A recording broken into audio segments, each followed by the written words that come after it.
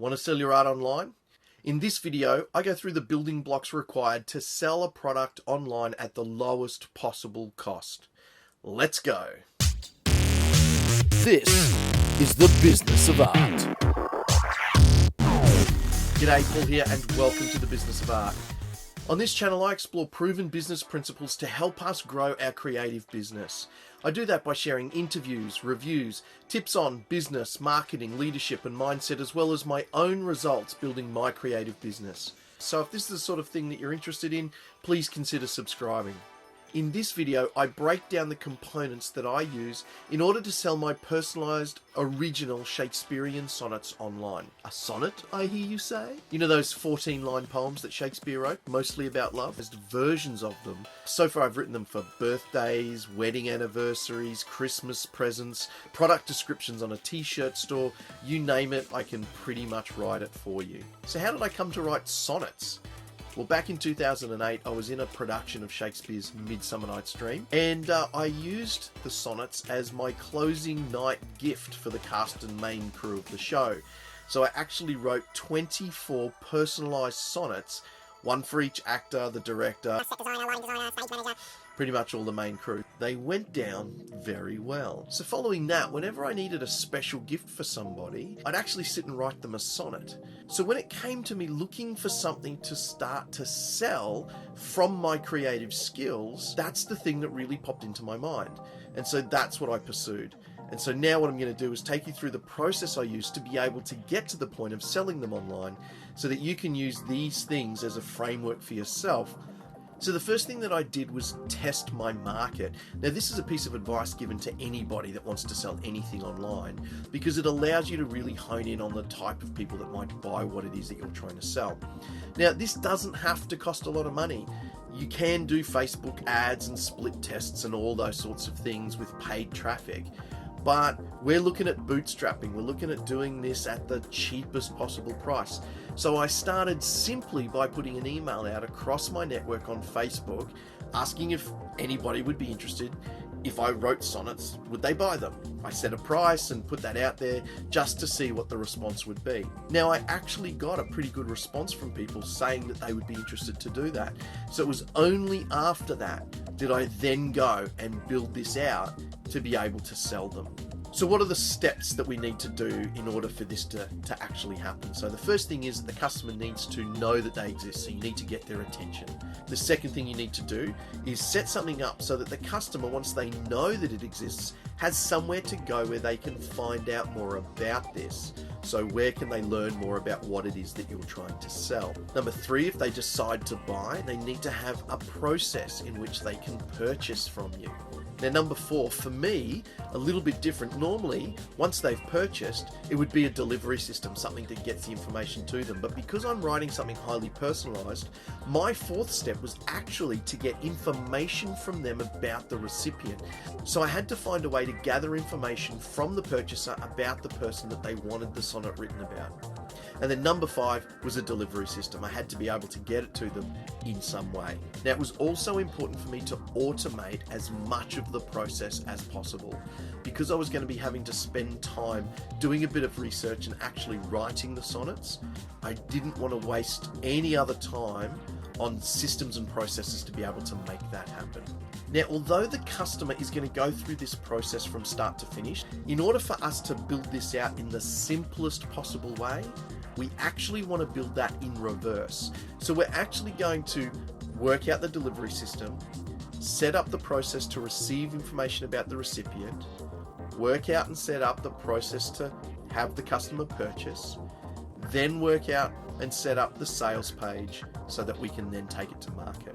So that's the order that we're going to do this in. I'm going to go through the actual build steps in the order that I built them, which is from back to front.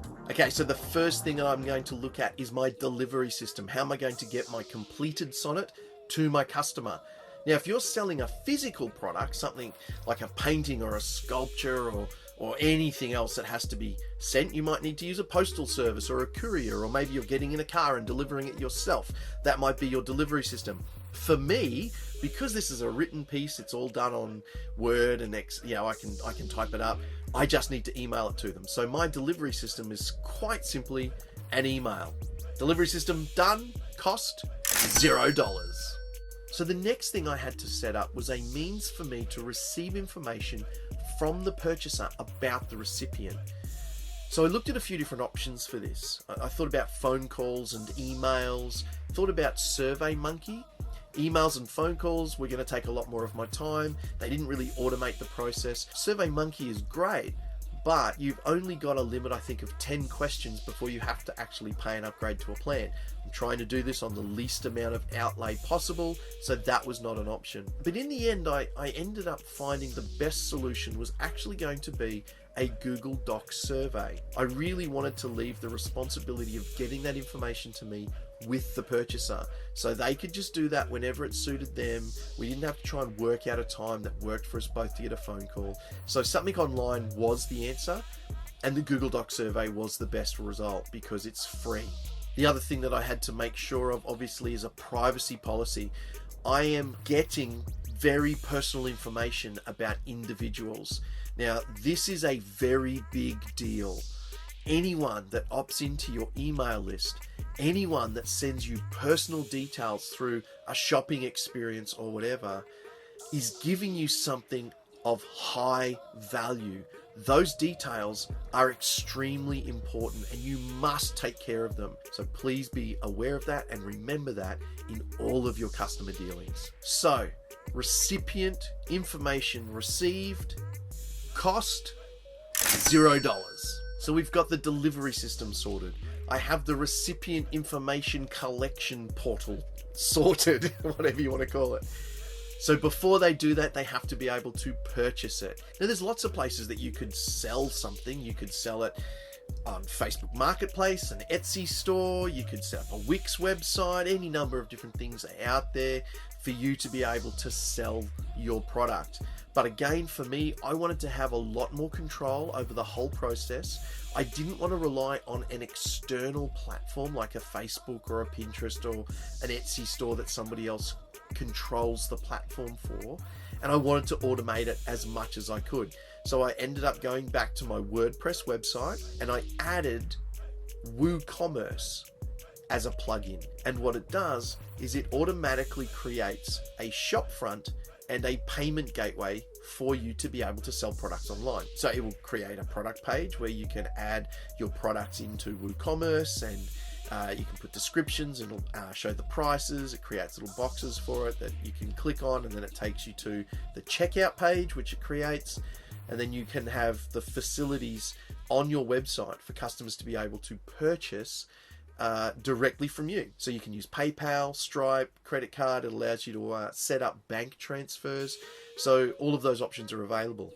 So again, I really wanted to control all of that process and automate it as much as I can. WooCommerce was the best solution for me. There are other plugins that do shop fronts on WordPress as well, but I've always used WooCommerce. It's simple enough and it's free. This does the job and does it well, and they have hundreds of thousands of users. So it's constantly updated and it's really looked after. So have a look at WooCommerce if you've never used it before. They're very simple to add onto any WordPress website. So let's talk cost. WooCommerce, free, but if you are using PayPal or credit card, always remember there is a processing fee that they will charge you. It's not a monster fee, but it is a cost of doing business that you have to remember to build into your pricing. So the next thing that we need to do is create the sales page. Now, this is where our customer is going to be educated and hopefully motivated to make a purchase. So again, I wanted to maintain control over this page and its life. I didn't want to rely on having it on some other platform. So I chose to make this a sales page on my website. So you can find it by going to www.smallcrownproductions.com.au/sonnet. Rather than just adding a page to my website, I've actually created what's called a landing page. Now, typically landing pages are used by online marketers to get you to opt into their email list, right? And they're great pages because the thing about them is that they remove the distraction of anything other than what you're trying to get your customer to focus on.